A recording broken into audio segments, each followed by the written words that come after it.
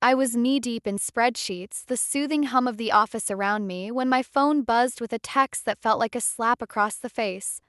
It was from Marjorie, my mother-in-law. "Family dinner tonight. Be there," it read, followed by a smiley face that felt more like a threat than an invitation. I could almost hear her voice, dripping with that passive-aggressive charm she wielded like a weapon. "My name is Alara. I'm a data analyst, which means I spend my days finding comfort in numbers and logic. They're predictable, unlike my personal life, which often feels like a chaotic mess. Nathan, my husband, is a good man, but he's stuck in a perpetual tug-of-war between me and his mother. And Marjorie? Well, she's a retired school principal who never really retired from being in charge." As I sat there, phone in hand, a mix of dread and determination bubbled up inside me. Family dinners with the Winslows were always a minefield. Marjorie had a knack for making me feel like an outsider, and Felicity, my sister-in-law, was her perfect accomplice. Felicity was everything Marjorie wanted in a daughter-in-law: successful, polished, and most importantly, compliant. I glanced at the time. There was no way I could escape this dinner, not without stirring up a storm. Nathan would likely shrug it off, telling me it was just Marjorie being Marjorie. But I knew better. There was always an agenda, a reason behind her gatherings, and I had a sinking feeling this one would be no different. When I got home, Nathan was already there, looking a bit like a deer caught in headlights. "Hey, Alara," he greeted, trying to sound casual. "Mom texted you, right?" "Yeah, she did," I replied, trying to keep my voice light. "Any idea what this is about?" He shrugged, a gesture that was becoming all too familiar. "You know how she is. She probably just wants to catch up." I nodded, but inside I was bracing myself. Marjorie never just wanted to catch up. She always had a point to make, usually at my expense. As we drove to the Winslow house, Nathan filled the silence with small talk about his day at work.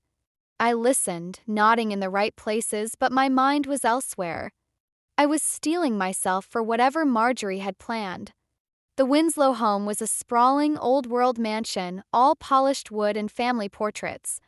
Marjorie greeted us at the door, her smile as sharp as ever. "Alara, Nathan, so glad you could make it," she said, ushering us inside. Dinner started off innocently enough, with Marjorie and Felicity exchanging pleasantries about recent events. But I could feel the tension building, like the calm before a storm. And then, just as I was starting to relax, Marjorie struck. "So, Alara," she began, her voice sweet but her eyes calculating, "have you and Nathan thought any more about starting a family? It's about time, don't you think?" There it was. Question that always hung between us like a guillotine. I felt Nathan stiffen beside me, but he said nothing. Typical. I took a breath, forcing a smile.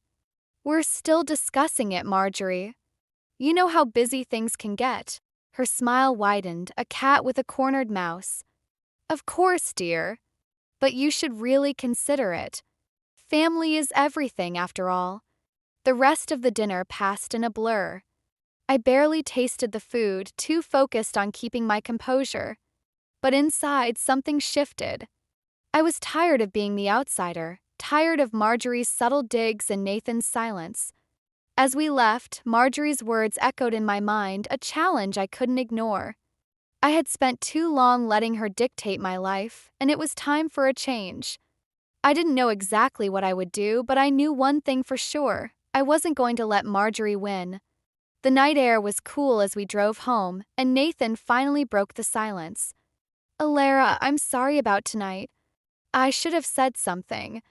I glanced at him, seeing the struggle in his eyes. "It's okay, Nathan," I replied, though it wasn't. Not really. But I had a plan forming, a way to finally stand up to Marjorie. And as we pulled into our driveway, I knew this was just the beginning. The morning after that tense dinner, I found myself staring at my reflection, toothbrush in hand, wondering how I'd let things get so complicated. I was still stewing over Marjorie's snide remarks, and Nathan's silence felt like a betrayal. But I had to focus on the day ahead, not the chaos of last night. At work, the numbers were my refuge. I lost myself in datasets and algorithms, each equation a step away from the Winslow drama. But during lunch, my phone buzzed again. This time, it was a group message from Marjorie praising Felicity for winning some big case. "We're so proud of our lawyer and the family," the message read with an abundance of exclamation points. I rolled my eyes, feeling the familiar sting of comparison. Felicity was always the golden child, and Marjorie never missed a chance to remind me. I put the phone down, trying to ignore the frustration bubbling up inside me, but it lingered like an unwelcome guest. When I got home, Nathan was in the kitchen, chopping vegetables for dinner. I watched him for a moment, trying to muster up the courage to speak. "Nathan," I finally said, "can we talk about last night?" He paused, the knife hovering midair. "Sure, what's up?" I leaned against the counter, crossing my arms. "Why didn't you say anything when Marjorie started in on me?" He sighed, setting the knife down. "Alara, you know how she is. It's easier just to let her talk. Easier for him, maybe. But not for me. I just wish you'd stand up for me sometimes," I said, my voice softer than I intended. "It feels like I'm always on my own." Nathan looked down, guilt flickering across his face. "I know. It's just, she's my mom, you know? It's complicated." Complicated. That word again. It was like a shield he used to deflect responsibility. I nodded, not trusting myself to speak. I didn't want to fight, not now. The next weekend, we were back at the Winslow house for another family gathering. Marjorie had insisted, of course. This time, it was to celebrate Felicity's latest legal triumph. As we sat in the living room, Marjorie was in full swing, regaling everyone with tales of Felicity's courtroom prowess. "And there she was, standing up to that judge like she owned the place," Marjorie gushed, her eyes sparkling with pride. Felicity smiled modestly, though I could see the satisfaction in her eyes. "Oh, it was nothing, really." Marjorie turned to me, her smile turning sharp. "Alara, dear, how's work going? Anything exciting happening in data analysis?" The way she said it, like my career was some quaint hobby, made my skin prickle. But I forced a smile. "Actually, we're working on a big project. It's been keeping me busy." "Well, as long as you're happy," Marjorie replied, her tone dismissive. I felt my resolve harden. I wasn't going to let her get to me, not this time. But before I could say anything more, Oliver, Nathan's brother, spoke up. "Hey, Alara, have you heard about the new development project downtown?" he asked, steering the conversation away from Marjorie's usual track. I nodded, grateful for the distraction. "Yeah, I read about it. Sounds like a big deal." Oliver leaned in, lowering his voice. "It's a mess, honestly. My firm's been involved, but things aren't going as planned." I glanced at him, surprised by his candor. Oliver was usually the peacemaker, the one who stayed out of the fray. But there was something in his eyes, a hint of frustration that mirrored my own. "Really? What's going on?" I asked, curious. He hesitated, glancing around to make sure no one else was listening. "Just some financial setbacks. We're trying to keep it under wraps for now." I nodded, filing the information away. It was a small revelation, but it felt significant. Marjorie's facade of the perfect family was starting to show cracks, and I couldn't help but wonder how deep they went. As the evening wore on, I watched the Winslow family dynamic play out, each member slipping into their roles like actors in a well-rehearsed play. Marjorie, the director, Felicity, the star, Nathan, the reluctant understudy. And me? I was the outsider, the one who didn't quite fit. But maybe that was about to change. I had a choice to make, whether to keep playing along or to stand up and rewrite my part in this family drama. And as I sat there, the chatter and laughter swirling around me, I knew one thing for sure. I was done being a spectator in my own life. The days after Oliver's quiet revelation passed in a blur of routine and restless thoughts. I couldn't shake the feeling that I was standing at the edge of something big, something that could change everything. The knowledge of Oliver's financial struggles was like a loaded gun, and I was holding it, unsure if I should pull the trigger. One evening, as I was preparing dinner, Nathan came home looking unusually tense. He tossed his keys on the counter and sighed, running a hand through his hair. "Hey, Alara," he said, his voice strained. "Hey," I replied, watching him closely. "Rough day." He nodded, leaning against the counter. "Yeah, work's been crazy." "And, well, Mom called." "Course she did." I set down the knife I was using and turned to face him. "What did she want?"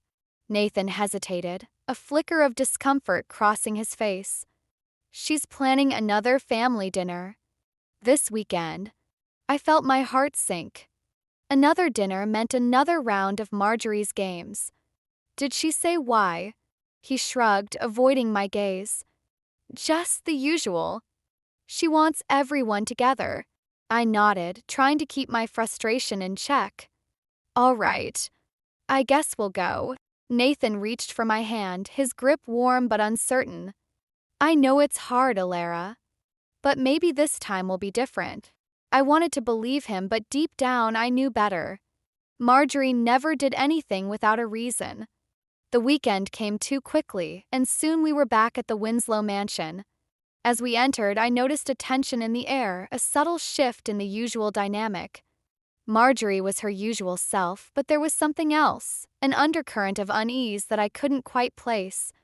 Dinner was served, and as we sat around the table, Marjorie began her usual routine of praise and critique. "Felicity, dear, how's work? I heard you're up for another award." Felicity smiled, her eyes glinting with satisfaction. "Yes, it's been a good year."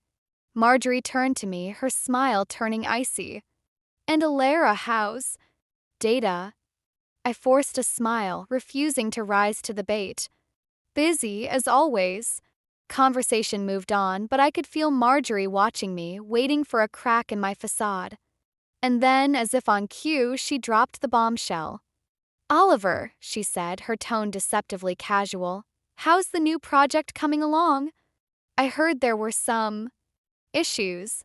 Oliver stiffened, his fork halfway to his mouth. "It's fine, Mom.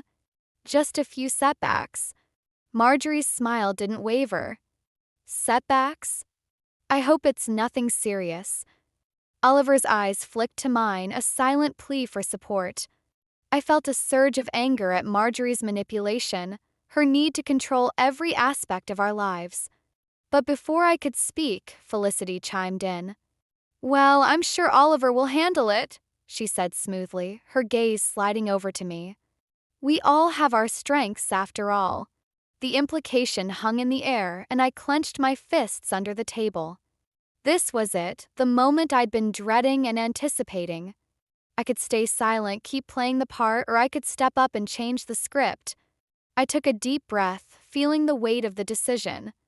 "Actually, Marjorie," I said, my voice steady, "I've been thinking about how we can all support each other more. Maybe we could talk about how we can help Oliver with his project." The room went silent, all eyes on me. Marjorie's smile faltered just for a moment before she regained her composure. "That's very thoughtful, Alara," she replied, her voice tight. Oliver looked at me, gratitude and surprise mingling in his expression.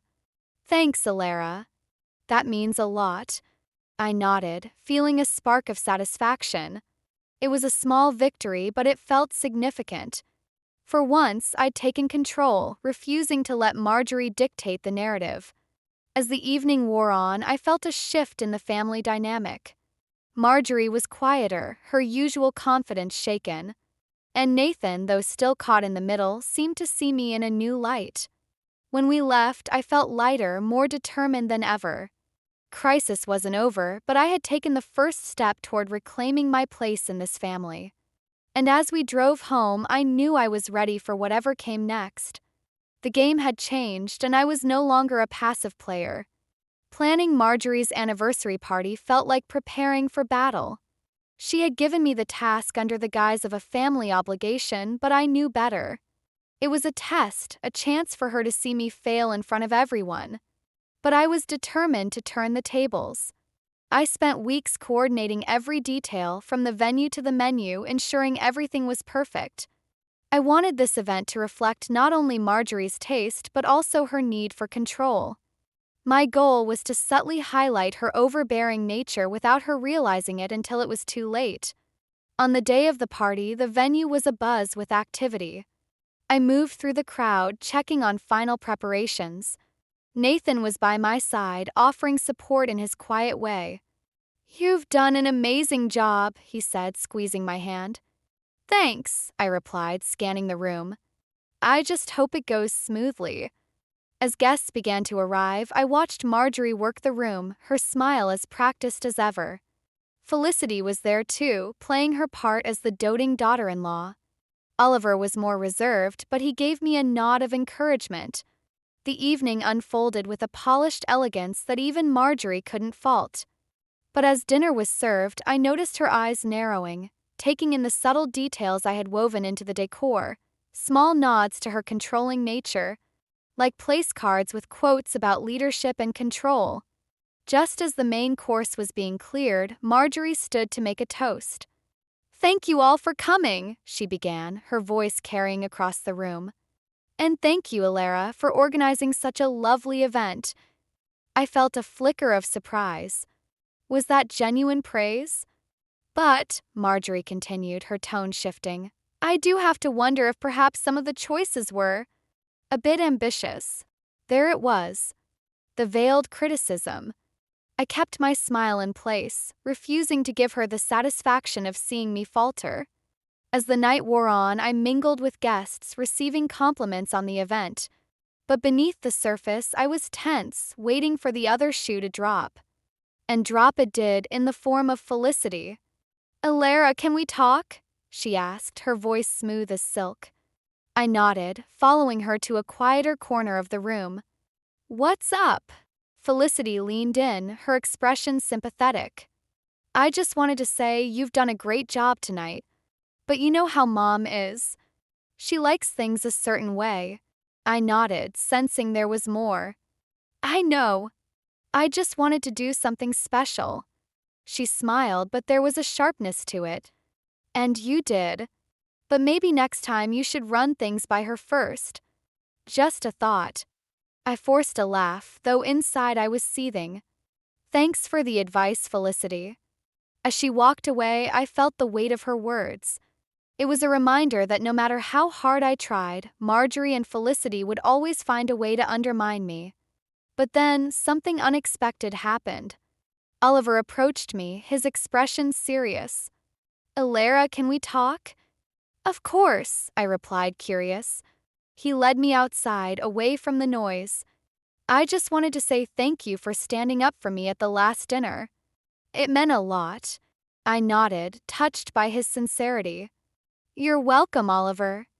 We're family, right?" He smiled, a real one this time. "Yeah, we are. And I want you to know if you ever need anything, I'm here." His words were a balm to my frayed nerves, a reminder that not everyone in the Winslow family was against me.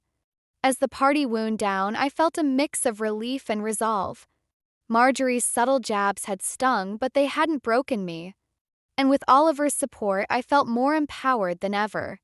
But I knew this was just the beginning.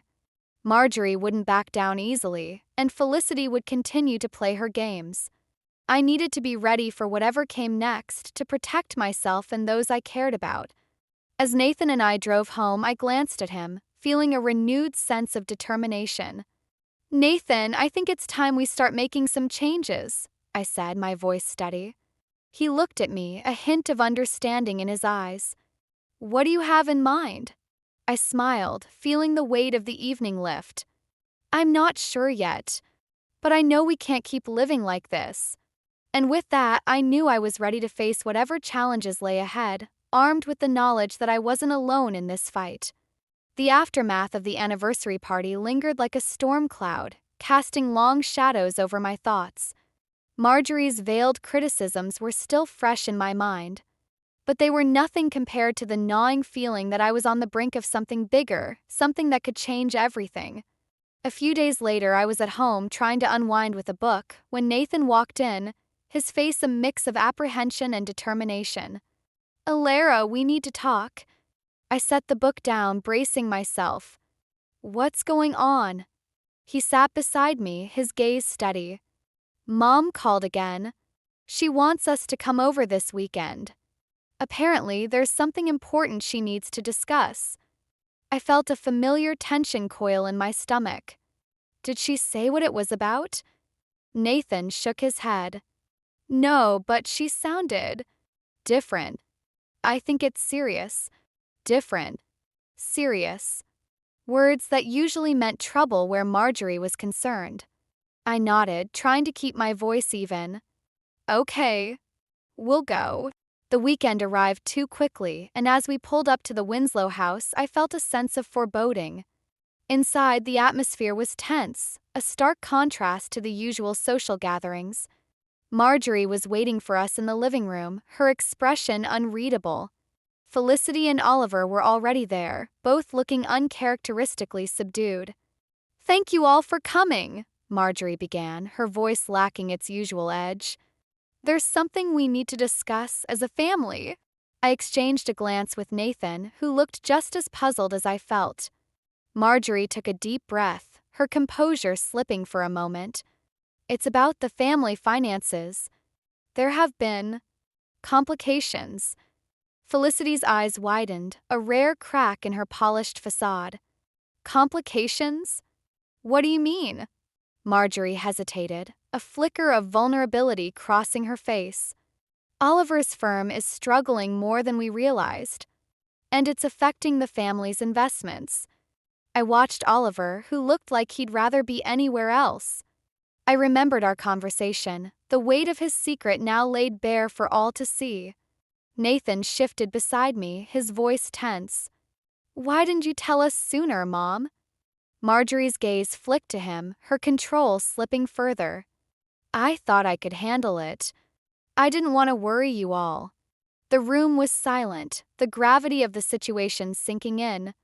I felt a strange mix of emotions, sympathy for Oliver, frustration with Marjorie, and a growing determination to find a way through this. As the conversation continued, I realized this was an opportunity, a chance to change the dynamics that had defined our family for so long. But it was also a test, one that would push me to my limits. Later, as we drove home, Nathan was uncharacteristically quiet. I could sense the turmoil beneath his calm exterior, the struggle to reconcile his loyalty to his family with the reality of the situation. Elara, he said finally, breaking the silence. What are we going to do? I took a deep breath, feeling the weight of the decision ahead. I don't know yet, but we'll figure it out. The next few days passed in a blur of discussions and decisions. I found myself stepping into a role I hadn't anticipated, offering support and solutions where I could. It was exhausting, but it was also empowering. Then, one evening, as I was going through some documents, I stumbled upon something unexpected, a discrepancy in the family's financial records. It was subtle but significant, a potential solution hidden in plain sight. Called Oliver, my heart racing. Oliver, I think I found something that could help. His relief was palpable. Really?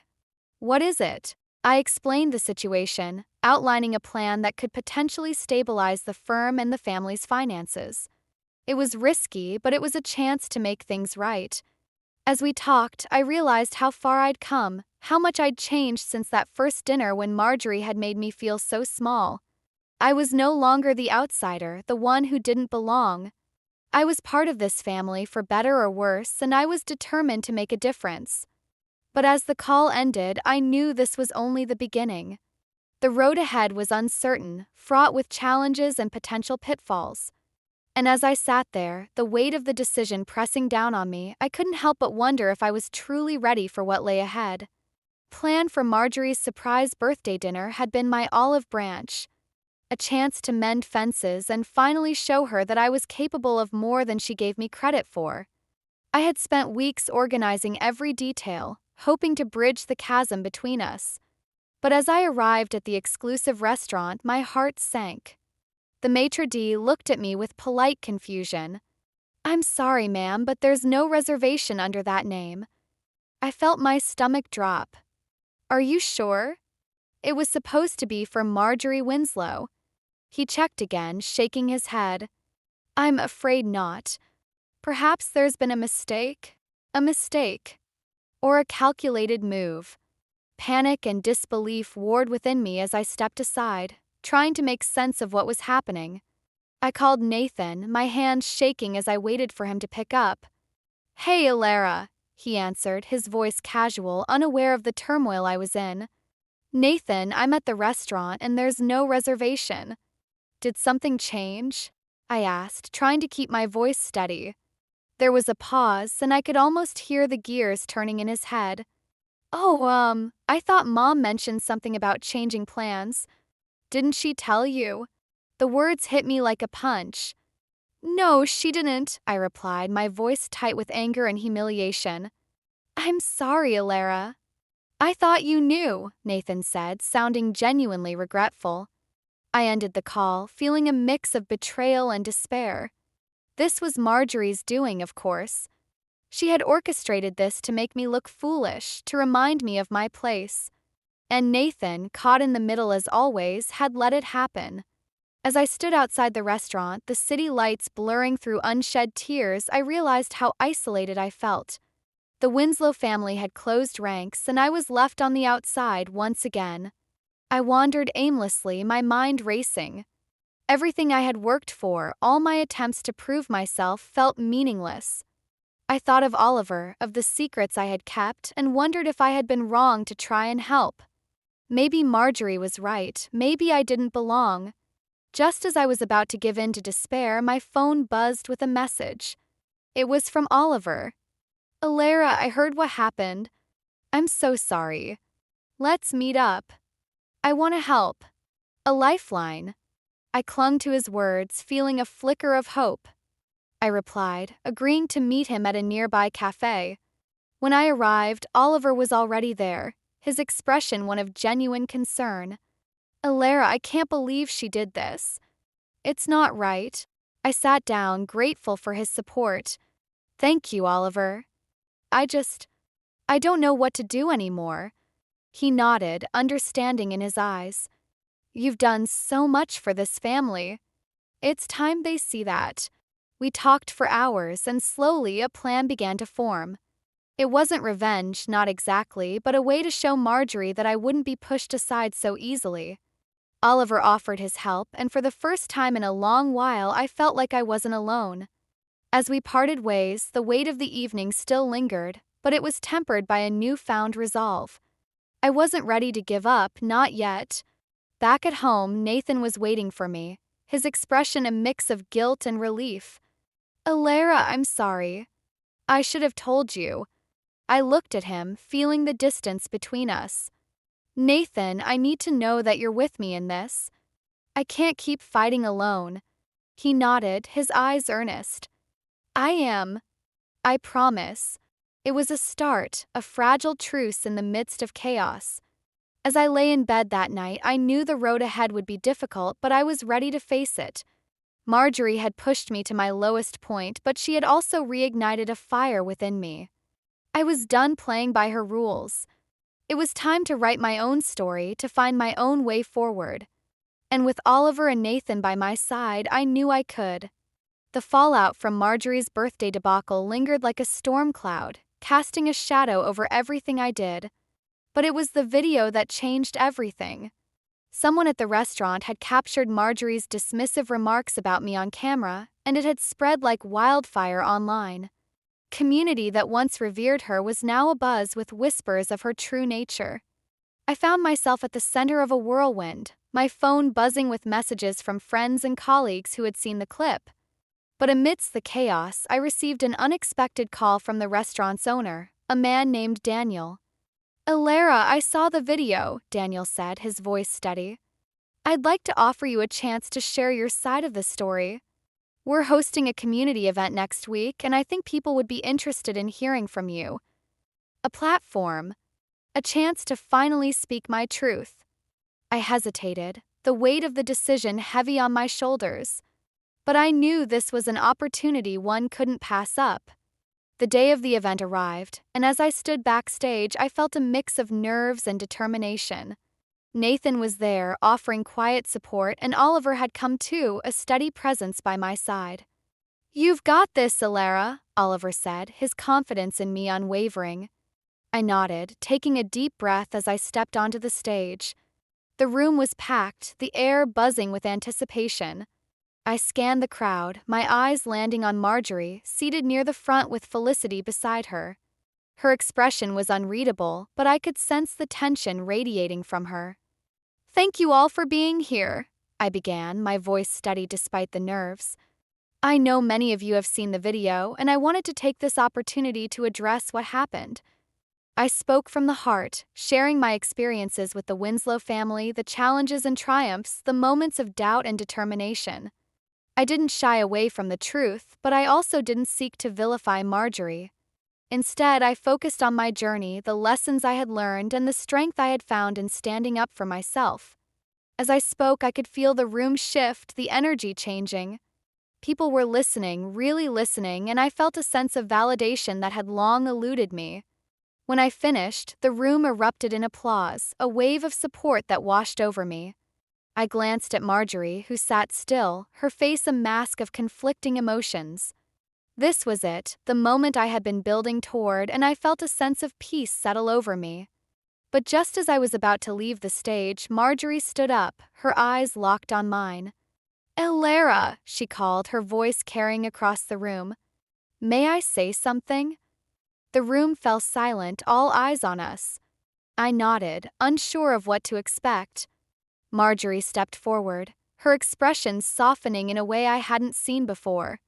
"I've spent a long time trying to maintain control, trying to protect what I thought was important," she began, her voice tinged with regret. "But in doing so, I lost sight of what truly matters: family, understanding, and respect." Her words hung in the air, a quiet admission of her own struggles. I felt a flicker of hope, a possibility of change. "I'm sorry, Alara," Marjorie continued, her gaze unwavering. "I've been unfair to you, and I realize now that I need to change." The unexpected resolution caught me off guard, a twist I hadn't anticipated. I nodded, acknowledging her words, the beginning of a new chapter for us both. As the event concluded, I felt a sense of closure, a resolution that tied back to the themes of justice and understanding. I had faced my greatest challenge, and in doing so, I had found a path forward, one that was my own. Nathan joined me, his expression one of pride and relief. "You were amazing," he said, wrapping an arm around me. I smiled, feeling lighter than I had in a long time. "Thank you. I couldn't have done it without you and Oliver." As we left the venue, I knew the road ahead would still have its challenges, but I was ready to face them. I had found my voice, my strength, and my place in the world. And with that, I knew I could handle whatever came next. The weeks following the community event felt like a new chapter, not just for me, but for the entire Winslow family. Marjorie's public apology and the viral video had shifted the family dynamics in ways I hadn't anticipated. The scrutiny had forced her to confront her behaviors, and for the first time there was an air of genuine change. One afternoon, as I was packing up at work, my phone buzzed with a call from Marjorie. There was a time when such a call would have filled me with dread, but now curiosity took its place. "Alara," Marjorie began, her voice softer than I'd ever heard it. "I was hoping we could meet for coffee. Just the two of us." "Sure," I replied, surprised by the invitation. "When?" "Tomorrow if you're free," she suggested, and I agreed, sensing the importance of this meeting.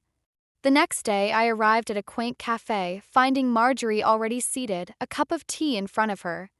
She looked up as I approached, a tentative smile on her lips. "Thank you for coming," she said, gesturing for me to sit. We exchanged pleasantries, the conversation light until Marjorie took a deep breath. "I've been doing a lot of thinking, Alara. About everything." I nodded, letting her continue. "I realize now how much I've hurt you, how my need for control pushed you away," she admitted, her eyes earnest. "I'm truly sorry." Her apology was unexpected, but it felt sincere. "Thank you, Marjorie." "That means a lot," I replied, feeling a weight lift. We talked for a while, discussing not just the past, but the future. It was a conversation I never thought we'd have, and it felt like a turning point, a chance to rebuild our relationship on new terms. Afterward, I met Nathan for dinner, feeling lighter than I had in years. He listened as I recounted my meeting with Marjorie, his expression one of relief and hope. "That's amazing, Alara," he said, reaching for my hand. "I'm so proud of you." I smiled, grateful for his support. "I couldn't have done it without you and Oliver." Speaking of Oliver, he had found a way to stabilize his firm with the help of the financial insights I'd discovered. The family was slowly coming together, healing from the fractures that had once seemed insurmountable. As we finished dinner, Nathan looked at me, a question in his eyes. "So, what's next for you?" Paused, considering his question. "I've been offered a role as a data consultant for a major tech company," I revealed, excitement bubbling beneath the surface. "It's a big step, but I think I'm ready." Nathan grinned, his pride evident. "That's incredible, Alara. You deserve it." The opportunity felt like the culmination of my journey, a chance to embrace my independence and forge my own path. But it wasn't just about the job, it was about everything I had learned along the way. As we left the restaurant, I felt a sense of closure but also a lingering question. Marjorie's transformation was promising, but could it last? And what did it mean for the family moving forward? That night, as I settled into bed, I found a letter tucked into my bag, the handwriting unmistakably Marjorie's. I hesitated, then opened it, curious about its contents. In the letter, Marjorie expressed her vulnerability, sharing regrets and hopes for the future. It was a side of her I hadn't seen before, and it left me with a sense of understanding and compassion. The letter was a reminder that people could change, that forgiveness and growth were possible. It was a subtle twist, a lingering question about the nature of redemption and the complexities of family dynamics. As I drifted off to sleep, I felt a sense of peace. My journey had been one of challenges and revelations, of finding my voice and standing my ground. And while some questions remained, I knew I was ready to face whatever came next, armed with the lessons I had learned and the strength I had found within myself.